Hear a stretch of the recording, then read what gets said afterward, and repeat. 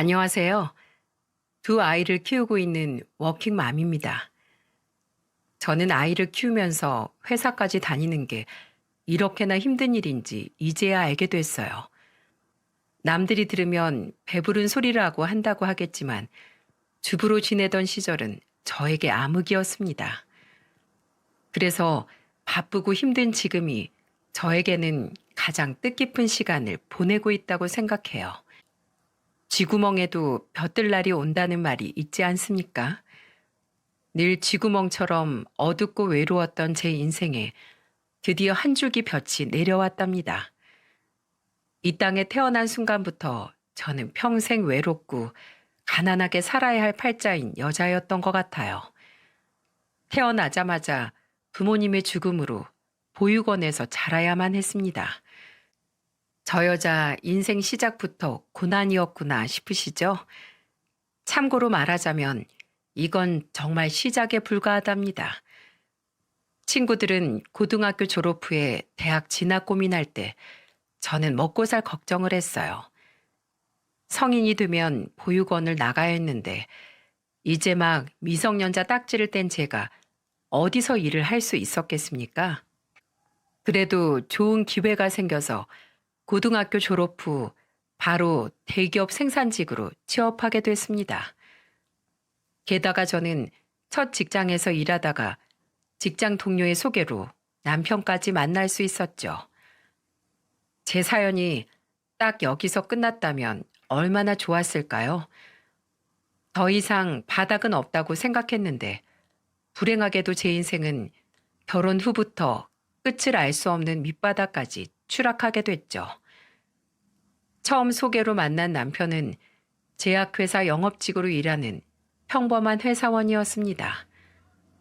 첫인상도 서글서글하고 매너까지 좋았던 남편과 연애를 하다 결혼 준비를 하게 됐어요. 결혼은 두 집안끼리의 결합이라고 하는데 고아였던 저한테 가족이랄 게 있었겠습니까? 그래서 시댁에서 제가 고아라는 이유로 반대를 한다면 인연이 아니겠지 생각하려고 했어요.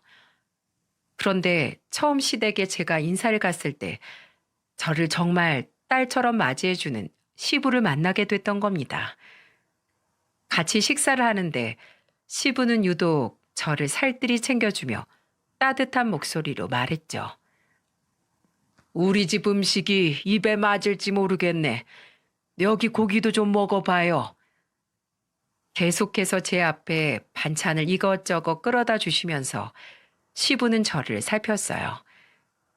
제가 뭐라고 이렇게까지 해주시나 눈물이 왈칵 쏟아질 뻔했었죠. 그런데 식사를 끝내고 시부가 저를 보면서 담담한 목소리로 과거 어려웠던 시절 이야기를 털어놨습니다. 저는 시부의 이야기를 듣다 참아왔던 눈물이 터졌어요. 시부는 저를 보면서 슬픈 얼굴로 말했죠. 나도 부모 없이 자라서 영미 씨 걱정 다 잘 알아. 할아버지 할머니 손에 자라서 부모가 없다는 현실 때문에 울기도 많이 울어서 그 심정 잘 알고 말고. 아버님, 정말 잘 살아볼게요. 아무것도 없는 저 허락해 주셔서 감사해요. 아무것도 없긴 왜 없어. 힘든 현실 극복하고 이렇게 잘 큰 것만으로도 대단한 거야. 오히려 평범하게 큰 사람보다 영미 씨가 더 생활력이 강할걸? 이제 좋은 일만 있을 거야. 다 좋게 좋게 생각해. 아, 그래야 좋은 일이 찾아오지. 시부는 아무것도 없다고 말하는 저를 보면서 긍정적으로 생각하라면서 절 다독여줬어요. 그때 시부와 힘들었던 과거 이야기를 하면서 참 많은 위로를 받았던 기억이 납니다. 하지만 저를 위로하면서 반겨주는 시부와 달리 시모는 까탈스럽기만 했어요. 남편이 워낙 저와 결혼하겠다는 의지가 확고했던 터라 시모는 반대하진 않았죠. 하지만 저를 탐탁지 않아 하는 건 확실했어요. 그래도 남편이 저와 결혼하겠다는 의지가 강해서 받아들이려고 노력하는 것 같았습니다. 그래서 결혼 전 자주 시댁에 찾아가서 같이 식사도 하고 선물도 드리면서 노력했죠. 그러자 시모는 저를 보고 이런 말을 했었어요. 너도 참 대단하다. 나였으면 진작에 떨어져 나갔을 텐데 넉살 한번 좋네. 앞으로도 그렇게 넉살 좋게 살아. 자식 이기는 부모 어딨겠어? 아들이 곧 죽어도 너랑 살겠다는데 어디 한번 잘 살아봐. 그래도 성격 하나 좋아서 그거 하나 보고 허락하는 거야. 감사합니다, 어머님. 믿어주셔서 정말 감사드려요. 결국 시모는 눈에 가시 갔던 저를 며느리로 받아주셨죠. 그리고 저는 시부모의 축복을 받고 결혼식을 올릴 수 있었답니다. 저와 남편은 시댁과 차로 30분 거리에 있는 곳에 신혼집을 마련했어요.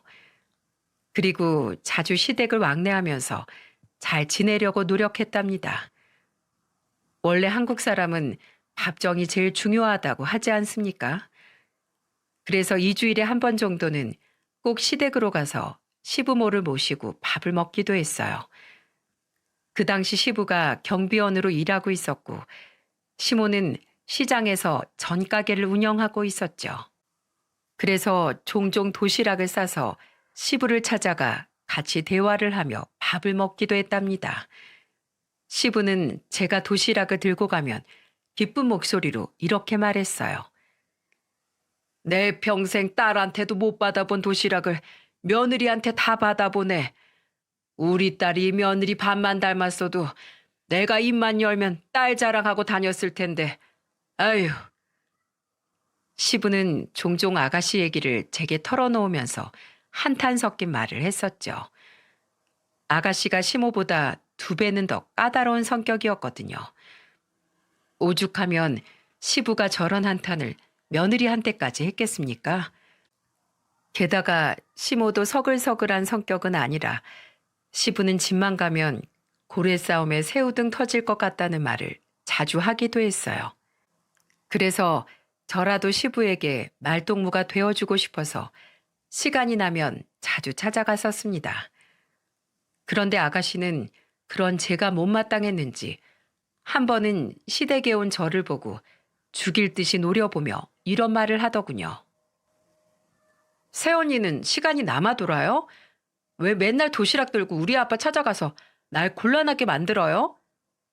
내가 곤란하게 만들다뇨. 저는 그냥 아버님이 식사 잘 못 챙기실까봐 가는 거예요. 그런 행동이 날 곤란하게 만든다고요. 딸도 안 하는 걸 며느리가 하니까 아빠가 요즘 나랑 새언니를 비교하잖아요.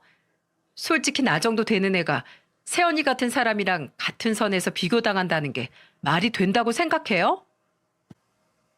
아가씨는 시부가 자기를 저랑 비교하는 게 마음에 안 든다면서 화를 냈어요.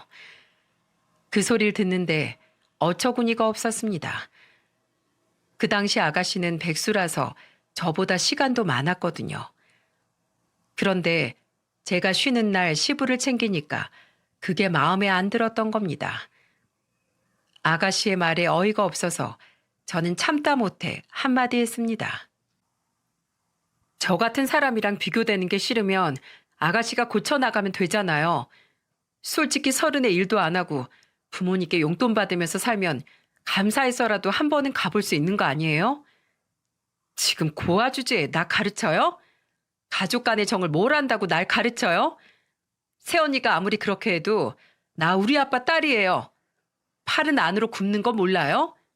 하긴 가족이 있어 봤어야 팔이 안으로 굽는 것도 알죠? 제가 한마디 하자 아가씨는 뜬금없이 화를 내기 시작했어요. 그러면서 고아 주제라면서 저를 무시하는데 화가 나서 참을 수가 없었죠.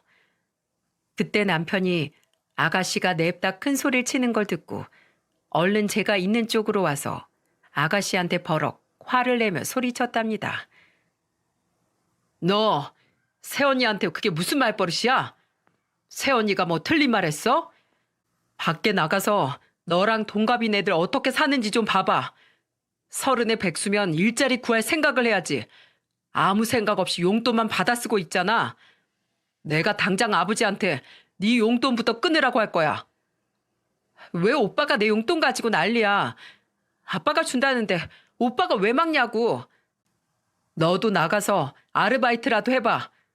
그래야 아버지가 얼마나 힘들게 번 돈으로 네 용돈 주는지 알지. 빨리 새언니한테 사과해. 남편은 아가씨를 보면서 저한테 사과하라고 화를 냈어요. 그러자 아가씨는 죽어도 못한다고 고집을 부리다가 시부의 등장에 겨우 사과를 했답니다. 시부는 아나 무인으로 화를 내는 아가씨를 보면서 정신 차릴 때까지 용돈 안 주겠다면서 단호하게 말했죠. 그러다가 시모가 이 상황을 전부 듣고는 아가씨를 쏘아보며 잔소리를 늘어놓는 거예요. 시모는 아가씨를 보면서 이런 말을 했었죠. 너 그 성질머리 못 고쳐? 어디로 오빠한테 큰 소리야? 오빠 말 틀린 거 하나 없구만. 너 한 번만 더 오빠보다 더 크게 소리 지르기만 해봐. 어디 여자 목소리가 그렇게 커? 저는 시모가 아가씨를 나무라는 모습에 깜짝 놀랐는데 알고 보니까 딸이 아들 이겨먹겠다고 바락바락 대드는 게 싫었던 겁니다. 그렇게 아가씨는 울며 겨자 먹기로 아르바이트를 시작해야만 했죠. 신혼초는 남편도 시부도 든든한 제 편을 들어줘서 정말 걱정 없이 지냈어요. 그런데 결혼 후 1년 만에 첫째 아들을 가졌을 때 불행이 닥쳐오기 시작했습니다. 그 무렵 시부가 새벽에 출근하다 뺑소니 사고로 사망한 거예요. 신호 위반을 하고 달리던 차에 치여 그 자리에서 목숨을 잃은 시부의 사망 소식을 저는 믿을 수가 없었죠.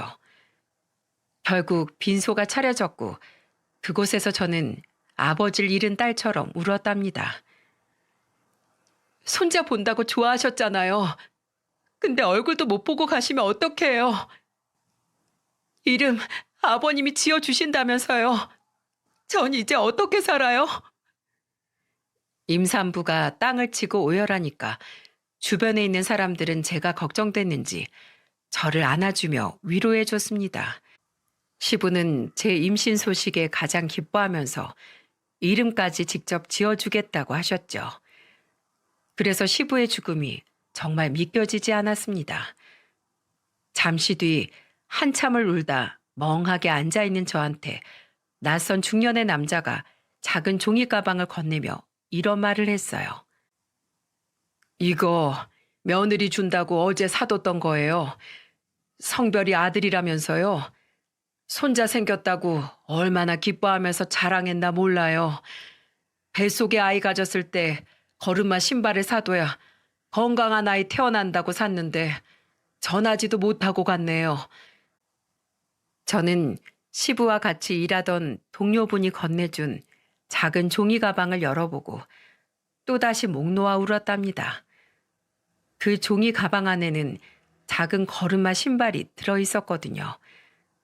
시부가 미리 신발을 사두면 건강한 아이가 태어난다는 미신이 있다는 말을 했었는데 저한테 주려고 미리 사두셨던 거였죠. 그리고 신발 안쪽에는 지훈이라는 쪽지도 같이 들어있었어요. 아이 성별이 나오자마자 신발의 이름까지 알아볼 정도로 좋아하셨는데 살아 계셨다면 얼마나 좋아하셨을까요? 처음으로 저에게 아빠 같은 품을 내어주신 분이라 더 제 슬픔이 깊기만 했습니다. 그 후 시댁 식구들과 슬픔을 나누며 시부 장례가 끝났고 한동안 식구들은 먼저 떠난 시부를 그리워하며 지냈죠. 그러다 제가 첫째 아들을 낳았을 때 잠시나마 시댁에 웃음꽃이 돌았습니다. 집안에 아이가 있으면 분위기가 달라진다고 하잖아요. 그 말처럼 시모는 손자가 귀여워서 어쩔 줄 몰라 하더군요. 하지만 뭐든지 과하면 위험하다는 말이 있지 않습니까? 시모는 먼저 떠난 시부가 이름까지 지어준 아들 지훈이한테 집착을 하기 시작했어요. 이제 육아휴직이 끝나가 지훈이를 어린이집에 맡기려고 알아보는데 시모는 저한테 미쳤냐면서 화를 내더니 이런 말까지 내뱉었습니다. 너는 뉴스도 안 보고 살아? 어린이집을 뭘 믿고 거기다 애를 맡겨? 어머님, 그래도 저 회사도 다녀야 하는데 애를 누가 봐요? 어머님도 가게 때문에 매일 시장에 나가시잖아요. 절대 안 돼. 내 손자 어린이집에 못 보내. 너 회사 그만둬. 애들은 엄마 손에 커야 하는 거야. 네가 뭘 몰라서 그래. 나는 두 애들 5살까지 내 손으로 키우다가 유치원 보냈어. 너도 지훈이 어디 맡길 생각 말고 직접 키워. 시모는 아들을 제가 직접 키우라면서 고집을 부리기 시작했어요. 아무리 세상 흉흉하다지만 요즘 어린이집에 아이 안 맡기면 어떻게 자식을 키울 수 있겠습니까? 사실 저도 외롭게 큰 어린 시절을 생각하며 제 손으로 아이 키우고 싶은 마음이 굴뚝 같았습니다. 그래도 막상 일을 그만둘 용기가 안 났어요. 그래서 저는 시모를 진정시키고 남편과 상의해보겠다고 했죠. 그런데 남편이 진지한 목소리로 이런 제안을 하는 겁니다. 내가 당신 생각을 잘 몰라서 말 못했는데 나도 엄마 말에 동의해. 어린이집에 맡기자니 불안해. 아버지 갑자기 저렇게 사고로 돌아가신 거 보니까 사람이 언제 어떻게 될지 모르는 건데 아이한테 엄마가 필요하지 않을까? 나도 부모님 사랑 모르고 커서 내 아이는 정말 사랑 듬뿍 주면서 키우고 싶은 마음이야 굴뚝같지. 근데 내가 일을 그만두면 생활비는 어쩌게? 우리 이 집 팔고 엄마 집으로 들어가는 건 어때? 당신도 엄마한테 육아도 배우고 생활비도 줄이고 좋잖아. 아버지 떠나시고 엄마 수면제 드시는 거 알잖아. 그리고 당신도 임신했을 때 생산직 일 힘들어서 그만두고 아이 키우고 싶다고 했었잖아. 한번 잘 생각해봐. 내가 영업직이라 열심히 일하면 보너스도 많이 들어오니까 너무 돈 걱정만 하지 말고 아이 생각도 하자. 남편의 말을 들으니까 지훈이를 제 손으로 좀 더 키우고 싶다는 생각이 들었죠. 그래서 저와 남편은 집을 처분하지는 않고 우선 단 몇 년만 시댁으로 가서 살아보기로 결정했던 겁니다. 살던 집은 전세로 놓고 시댁으로 들어오니까 경제적으로 힘들지는 않았어요. 그리고 제가 워낙 살림이나 육아가 서툴러서 이번에 시모한테 제대로 배워야겠다 다짐까지 했습니다. 어차피 아가씨도 결혼해서 시모 혼자 살고 있던 집이라 불편한 건 없었어요. 그렇게 시모와 남편, 저, 지훈이까지 같이 살게 됐죠. 시모와 살림을 합치고 나니까 시모가 지훈이한테 하던 집착도 줄기 시작했어요. 게다가 시모는 지훈이를 봐주느라 피곤해서 수면제 없이도 잠들기까지 했습니다. 하지만 모든 게 자리 잡았다고 생각했을 때 또다시 제 인생은 틀어지기 시작했어요. 남편이 다니던 제약회사에서 신약이 출시되면서 남편이 영업을 뛰느라 바빠지면서 시작됐습니다. 시모는 저한테 살림을 가르쳐 준다는 명분으로 저를 부려먹는 것 같았어요. 한 번은 제가 설거지한 물컵을 공중에 이리저리 살펴보더니 저를 보면서 이런 말을 하는 겁니다.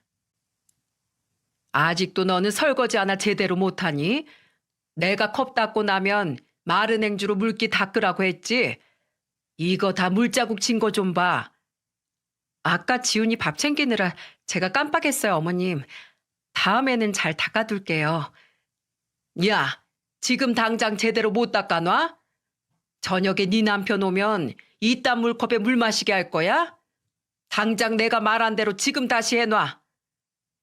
시모는 괜한 트집을 잡더니 남편한테 이런 물컵을 쓰게 할 거냐면서 화를 내는 겁니다.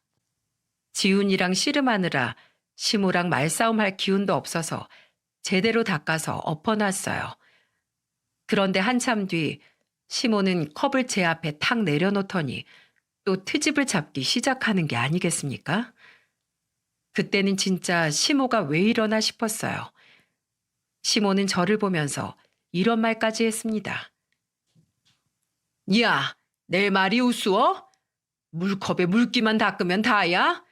먼지가 있잖아. 먼지 내려앉는 건 왜 신경 안 써? 어머님, 집안이 무슨 무균실도 아니고 먼지 날아다닐 수도 있죠. 그렇게 따지면 어머님 지금 밟고 있는 방바닥도 먼지 한가득이에요. 뭐야? 내가 지금 틀렸다는 거냐? 내가 너보다 살림을 얼마나 오래 했는데 애 키운다는 엄마가 위생 개념이 그렇게 없어서 어쩔 거야? 너 애를 먼지 구덩이에서 키울 거야? 그럼 어머님이 공기청정기 사주세요. 전 이 정도 먼지는 애들 면역력 위해서라도 괜찮다고 생각해요. 못 참는 사람이 공기청정기 사야지 어쩌겠어요.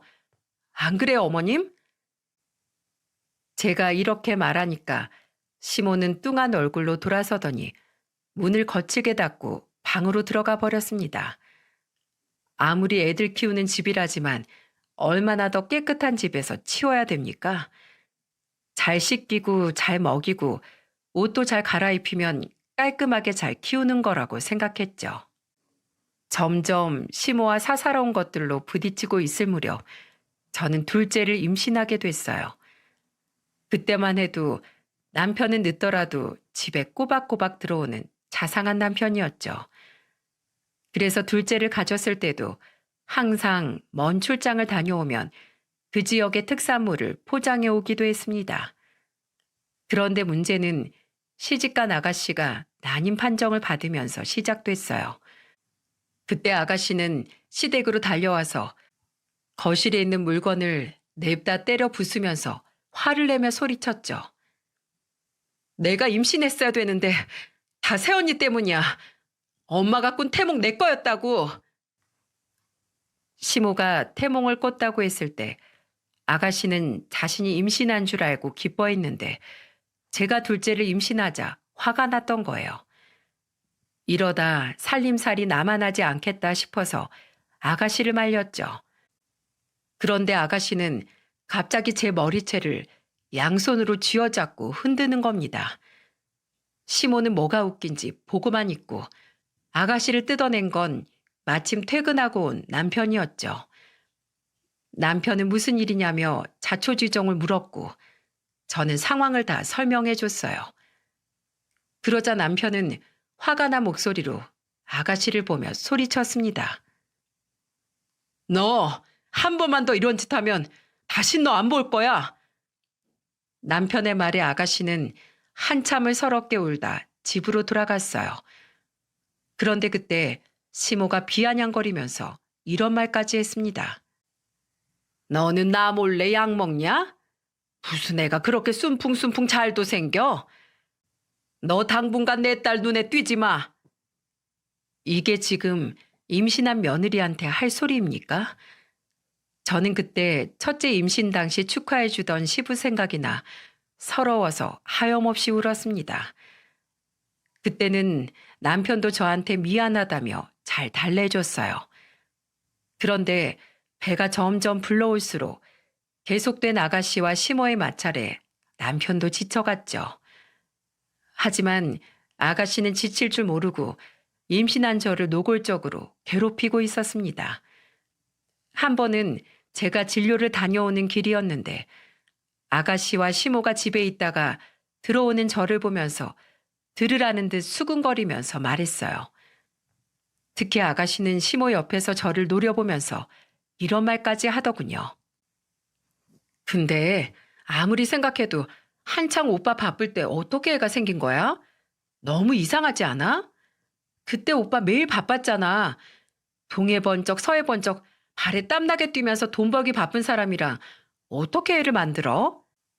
듣고 보니 그것도 그렇네. 그때 네 오빠 너무 바빠서 내가 일하는 가게도 못 왔었어. 내가 전구 좀 갈아달라니까 바쁘다고 못 왔다니까. 거봐, 이상하다니까. 저 애 분명 우리 오빠애 아닐 거야. 난 그렇게 노력해도 안 생기는데 새언니 저렇게 금방 생기는 게 말이 되냐고. 어디서 어린 남자랑 붙어먹은 거 아니야? 저는 아가씨와 시모가 떠드는 걸 듣고 깜짝 놀랐어요. 웬만하면 참던 저도 저 순간은 참을 수가 없었습니다. 그래서 아가씨를 보고 소리치며 말했죠. 아가씨, 대체 저한테 왜 그러세요? 그런 말 하면 속이 시원해요? 뭐 찔려요? 왜 이렇게 발끈을 해요? 진짜 어디 남자라도 숨겼어요? 아니면 아니라고 하지 왜 화를 내요, 수상하게. 뭐라고요? 심보가 그 모양이라 애도 안 생기는 거예요. 내가 웬만하면 같이 위로해 주려고 했는데 진짜 해도 해도 너무하네. 그런 인성으로 애 낳는다고 애는 잘 크겠어? 너무 화가 난 제가 아가씨를 보면서 화를 내자 시모는 저를 보며 소리쳤어요. 야, 너네 딸한테 무슨 말버릇이야? 이래서 근본 없이 자란 것들 받아주는 게 아닌데. 아유, 저보다 아가씨가 더 근본 없어 보이는데요. 저는 최소한 남이 가진 거 질투하면서 욕은 안 하고 살아요. 아니, 이게 그래도 뚫린 입이라고 못하는 말이 없네. 결국 저는 시모한테 분가를 하겠다고 말했죠. 시모는 어디 나가보라면서 소리치더군요. 저는 그날 저녁에 바로 남편한테 분가를 하자고 말을 꺼냈습니다. 그런데 예상외로 남편이 깊은 한숨을 쉬며 말하는 거예요. 또야? 또 싸웠어? 그냥 한 귀로 듣고 흘려. 왜 그렇게 민감하게 반응해서 싸움을 키워? 당신 지금 내 잘못이라는 거야? 그렇잖아. 내 여동생 애 안 생겨서 잔뜩 삐져있는 애를 왜 자꾸 자극하냐고. 나 같으면 싸우는 거 지겨워서 안 거들겠다. 내가 말한 게 아니고 아가씨가 먼저 그런 거라고. 됐어. 지금 시시비비 가리자는 게 아니라 당장 우리 살던 집으로 이사해. 나 이렇게는 도저히 둘째 못 키워. 그 집 전세 계약 얼마 전에 갱신했어. 자꾸 어딜 가자는 거야? 당신 주식 투자해서 번 돈 있잖아. 그 돈으로 우리 다른 집 전세라도 가자고. 아, 알겠어. 내가 알아서 할 테니까 징징거리지 좀 마. 진짜 꼭 알아봐. 나 이렇게 더 살다가는 애들 데리고 도망가는 수가 있어. 남편은 그때부터 변해가기 시작했죠. 점점 제 탓을 하면서 변해가는 남편 모습에 배신감을 느끼기도 했어요. 그런데 집을 알아본다는 남편은 제가 둘째를 낳을 때까지도 아무런 말이 없었습니다. 저는 참다 못해 남편에게 답답한 목소리로 물어봤죠. 그러자 남편은 화를 내며 소리쳤어요. 그렇게 나가고 싶으면 당신이 돈 벌어와. 내가 요즘 얼마나 바쁜 줄 알아? 나 접대하러 다니느라 피곤해서 여기 원형 탈모까지 오게 생겼어. 어떻게 그런 말을 해? 나는 뭐 편하게 사는 줄 알아? 나는 거의 도간에 든 쥐처럼 생활하고 있어. 당신 시간 없으면 돈이라도 내놔. 내가 알아보러 다닐 테니까. 내가 번 돈인데 왜 당신이 알아보겠대? 다 알아서 하고 있으니까 기다려 좀.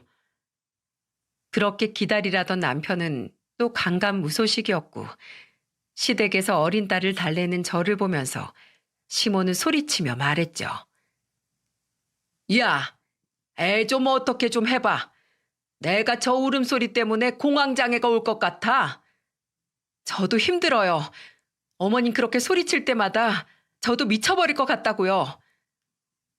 결국 참다 못한 저는 시모한테 소리를 지르며 대드는 지경에 이르렀어요. 결국 저는 그날 남편에게 이혼을 선언했죠. 정말 제 아이들한테만큼은 온전한 가정을 주고 싶었지만 이런 가족은 없는 게 낫다 싶었습니다.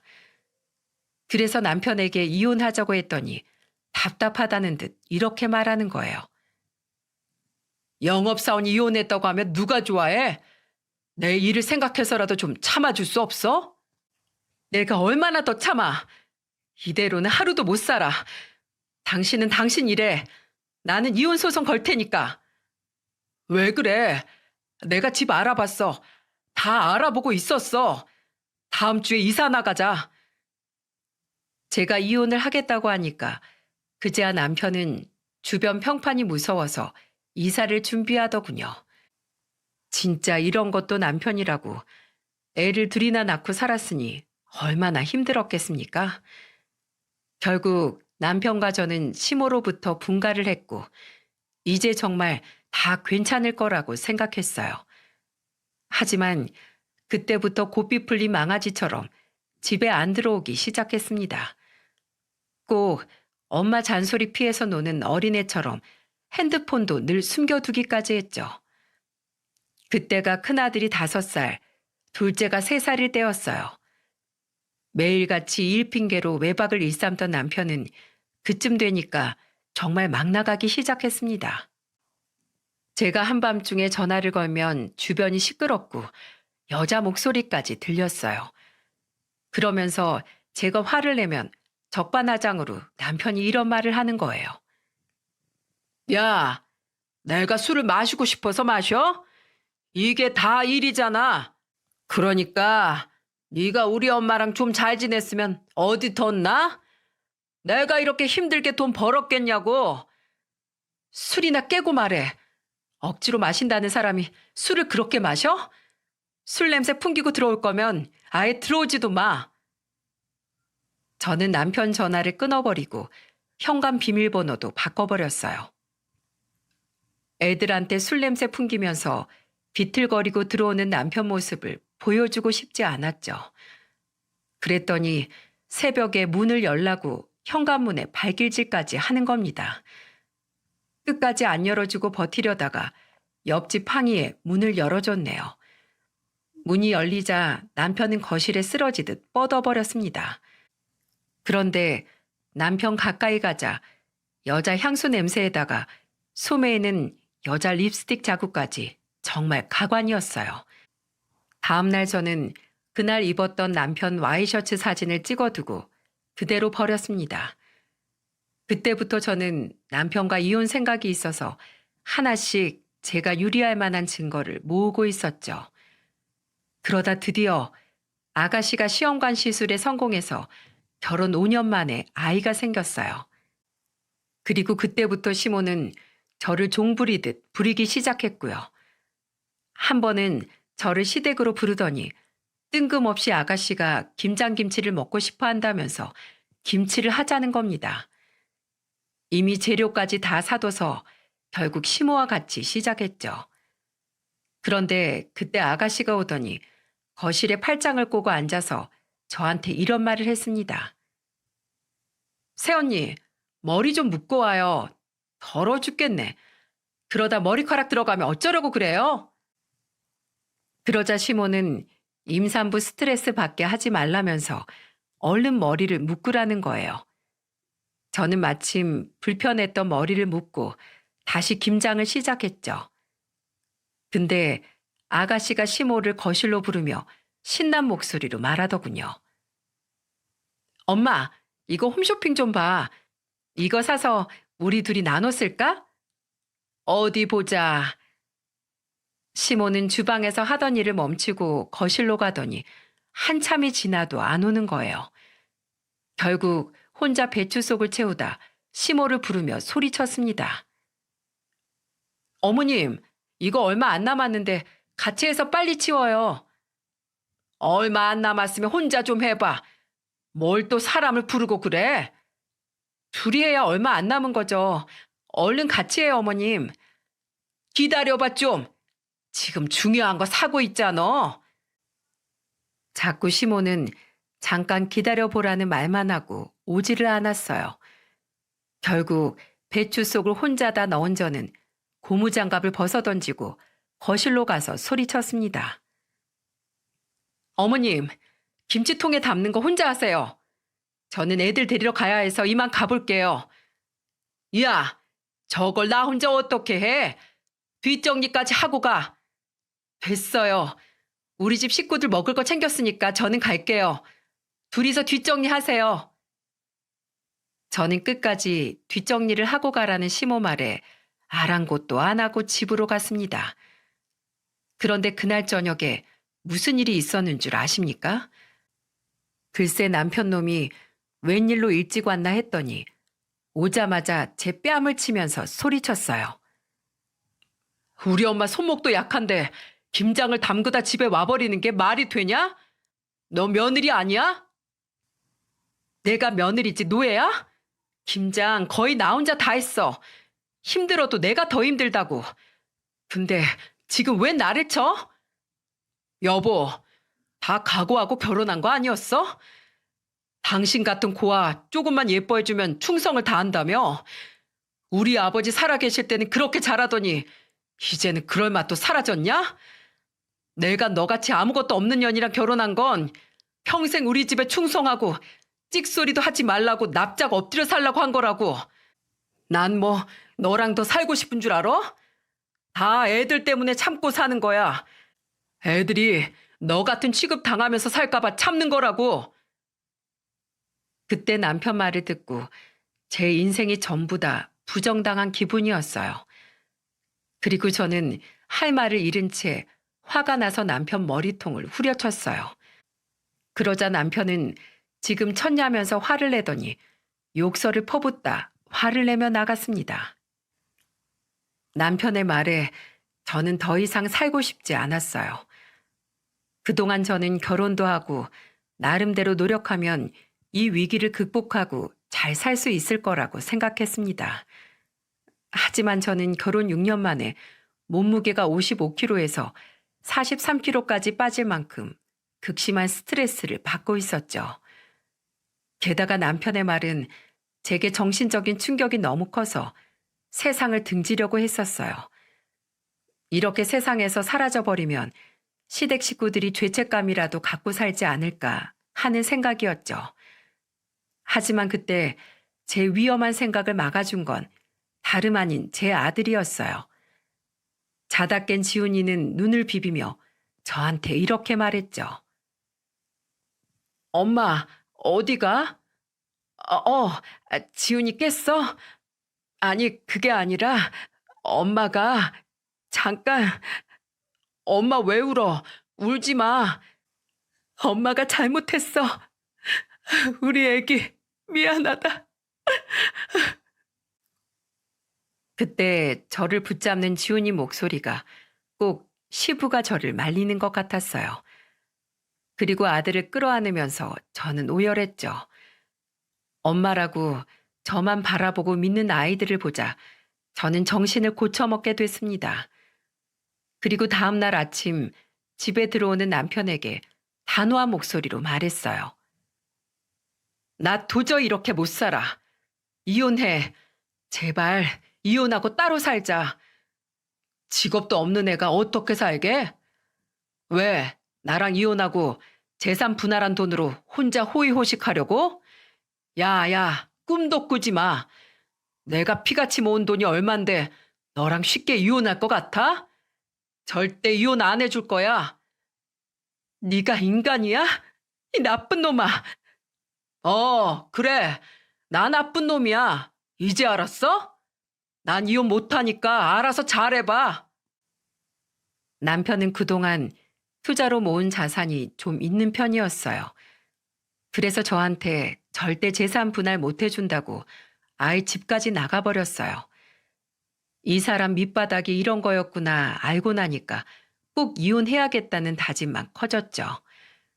그런데 갑자기 사라진 남편은 2달 동안이나 나타나질 않았습니다. 제가 계속 이혼 얘기를 꺼내니까 전화기도 아예 꺼버리고 증발하듯 사라진 거예요. 시댁에 갔으면 분명 시모가 욕하면서 제게 전화했을 게 뻔했는데 시댁에 간 것 같지도 않았죠. 그런데 남편의 소식이 들려온 건 뜻밖의 기관에서 들려왔어요. 바로 경찰서에서 남편의 사망 소식이 전해진 겁니다. 저는 너무 놀라서 아무 말도 못했는데 경찰은 병원으로 오라면서 저를 재촉했죠. 불안한 마음으로 병원에 가보니 그곳에 누워있는 건 틀림없는 남편이었습니다. 벙찐 표정으로 서 있던 저를 보면서 경찰은 이렇게 말했어요. 남편분 맞으시죠? 운전하고 가시다 갑작스런 심장마비로 사고가 나셨어요. 그렇게 죽도록 싸우던 남편인데 이렇게 주검이 된 걸 보니 가슴이 미어졌습니다. 그래도 애들 아빠였던 사람이었는데 괜찮을 리가 없었죠. 결국 죽어도 재산 한 푼도 못 준다고 버티던 남편이 갑자기 사고로 떠나는 바람에 장례가 끝난 뒤 남편이 남긴 재산 7, 8억 정도가 저한테 오게 됐던 거예요. 정신없던 저는 남편 재산이 그만큼이나 있었다는 사실에 놀랐습니다. 그동안 재산에 관해서 남편은 저한테 이런 방구도 없었거든요. 저한테는 죽일 듯이 나쁜 남편이었지만 그래도 남은 재산으로 아이들 먹이고 입힐 수 있게 됐으니 애들한테 아빠 노릇하는 거라고 생각했습니다. 그런데 장례가 끝난 후 남편한테 8억여 원 상당의 재산이 있다는 걸 알게 된 시모아 아가씨는 남편 재산을 가로채려고 했어요. 아무리 생전에 이혼으로 자주 다퉜어도 법적 혼인관계는 저뿐이지 않겠습니까? 그런데도 시모는 허구한 날 저를 쫓아와 노발대발 화를 내며 말했어요. 야, 너 내 아들 돈 안 내나? 너랑은 피 한 방울도 안 섞였어. 내 아들이라고. 어차피 너 이혼하려고 했었잖아. 아파트로 찾아와서 현관문을 발길질하면서 시모는 고함을 쳤습니다. 그때 저는 문도 안 열고 인터폰을 켜서 시모한테 어이가 없다는 듯 말했죠. 죽어도 이혼 못하겠다고 했던 사람은 어머님 아들이에요. 억울하면 저 세상 간 아들한테 이혼하고 가라고 하세요. 제가 이렇게 말하고 끊어버리니까 시모는 더 약이 올라서 악을 쓰면서 문 앞을 버티고 있는 거예요. 그래서 결국 경찰까지 불러서 시모를 끌어냈습니다. 그랬더니 다음 날부터 아파트 입구에 어떤 광경이 펼쳐졌는 줄 아십니까? 아가씨랑 둘이 피켓까지 만들어 와서 저를 재산 뺏어가 못된 여자라며 욕하고 있는 거예요. 한동안 대낮만 되면 와서 난동을 부리는 모녀 때문에 경찰을 안 불렀던 날이 없었죠. 결국 저는 살고 있던 아파트를 금매로 부동산에 내놓았습니다. 시모랑 아가씨 때문에 동네 창피해서 살 수가 없었거든요. 저는 미리 아이들과 이사갈 집을 알아봤고 거기로 티가 안 나게 미리 짐을 조금씩 옮겼답니다. 매번 대낮에 오니까 저는 밤만 되면 내 집인데도 불구하고 쥐새끼처럼 짐을 옮겼어요. 이게 다 뭐 하는 짓인가 싶어서 어이가 없더라고요. 결국 모든 짐을 옮긴 후 금매로 내놓은 집이 나가자마자 아이들과 떠날 준비를 시작했죠. 제가 아이들과 떠나는 날 낮에는 시모가 확성기까지 들고 찾아와 이렇게 떠들기까지 했다니까요. 집값을 떨어뜨리는 무개념 며느리가 여기 살고 있습니다. 동네 수준 떨어뜨리는 고아 출신 무개념 며느리한테서 억울하게 먼저 떠난 제 아들 재산을 지켜주세요. 그러자 그 얘기를 가만 듣고 있던 한 이웃 주민이 시모를 보며 이런 질문을 했습니다. 대체 어떤 며느리길래 며칠째 와서 이러는 거예요? 며느리가 뭘 했길래 이러세요? 시애미가 김장하고 뒷정리 좀 하랬다고 고무장갑을 던지고 나가버렸어요. 김장을 둘이 했는데 며느리가 뒷정리는 못하겠대요? 아니, 김장은 거의 며느리 혼자 했는데 뒷정리는 하기 싫다고 도망갔다니까요. 뭐요? 김장을 며느리 혼자 해요? 아무리 적게 해도 손 많이 가는 걸 왜 며느리 혼자 시켜요? 그거 말고도 많아요. 남편이 한마디 하면 두 마디씩 하는 위아래 없는 며느리였어요. 참나, 요즘 시대가 어느 시대인데 그런 소리를 해요. 아줌마도 참 대단하시네. 누군지 몰라도 그 집 며느리 고생 꽤나 했겠어요. 시끄러우니까 다 치워요 좀. 시모는 뭐가 그렇게 당당한지 관심을 가져준 이웃 주민들이 묻는 말에 전부 사실대로 털어놨어요. 그러자 같이 듣고 있던 동네 사람들은 뭐 저런 시어머니가 다 있냐면서 며느리가 진작 도망 안 간 게 보살 아니냐고 말했죠. 그랬더니 시모는 사람들이 왜 저런 반응인지 이해 못하는 표정을 지었습니다. 구석에서 그 모습을 보는데 시모는 평생 정신 못 차리겠다 싶더군요. 결국 그날 밤 저는 아이들을 데리고 야반 도주하는데 성공했습니다. 아주 질긴 악연을 그제야 끊어버릴 수 있었답니다. 그런데 시모는 제가 동네를 떠났다는 걸 뒤늦게 알고 전화를 수도 없이 해왔어요. 제가 끝까지 안 받으니까 문자 하나가 딱 왔는데 정말 그걸 보고 어이가 없었죠.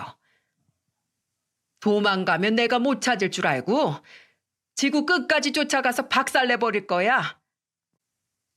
동네 사람들한테 그 망신을 당하고도 정신 못 차린 시모의 협박 문자였답니다. 저는 그래서 답장 하나 보내놓고 차단해버렸어요. 당신이 며느리 무시하고 노예 취급한 죄야. 스토커로 신고해서 콩밥 먹이기 전에 쥐 죽은 듯이 사세요. 이후로 또 한 번 전화 문자가 온다면 이렇게 말로 안 끝나요. 할 수 있는 모든 소송을 걸어서 아주 빈털터리 만들어 줄 테니까 각오해요. 그러자 시모는 겁을 먹은 건지 더 이상 문자를 하지 않았습니다. 시모 번호를 차단하고 가끔 확인하는데 제가 소송으로 응징한다니까 겁을 먹고 포기한 것 같아요. 그렇게 저를 무시하더니 법은 무서웠나 봅니다. 그래서 지금은 겨우 평화를 되찾고 아이들을 키우며 잘 살고 있어요. 이제야 제 인생에 가장 사람답게 사는 시기가 온 것 같다는 생각까지 했죠. 벌써 큰아들은 초등학교를 다니고 있으니 남편이 떠난 지도 참 오래됐네요. 남편이 떠나기 전 가정에 소홀했던 탓인지 아이들은 아빠를 잘 찾지도 않는답니다. 안타깝지만 아이들만 괜찮다면 저도 이제 다 괜찮아요. 제 오랜 꿈 중 하나가 어떤 건 줄 아십니까? 아이들이 학교 유치원에 간 사이에 집안을 싹 치워놓고 저녁으로 찌개를 준비하면서 아이들을 반갑게 맞이해 주는 일이죠. 남들에게는 간단해 보이는 이런 평범한 일상을 저는 이제야 누리고 있습니다. 참 멀리 돌아왔지만 이제는 저도 다정하고 든든한 두 아이의 엄마로 살고 있어요. 얼마 전 같은 동네에서 친하게 지내던 언니한테 들은 소식에 의하면 시모는 결국 하던 가게까지 접었다고 했어요. 알고 보니까 그동안 술 마시고 손님들도 모자라 주변 상인들과도 싸움이 나서 쫓기듯이 떠났던 거예요. 그런데 아가씨는 아이 낳고 시모 거들떠도 안 본다는 거 있죠? 옛날 시부한테 하던 그 성격 어디 가겠습니까? 그것도 얼마 못 가 아가씨는 아이 데리고 별거 한다는 소식까지 들리더군요. 이래서 사람은 마음을 곱게 써야 한다고 하나 봅니다. 아마 이 사연 듣는 분들 중에서도 저처럼 보육원에서 외로운 유년 시절을 보낸 분이 있겠죠?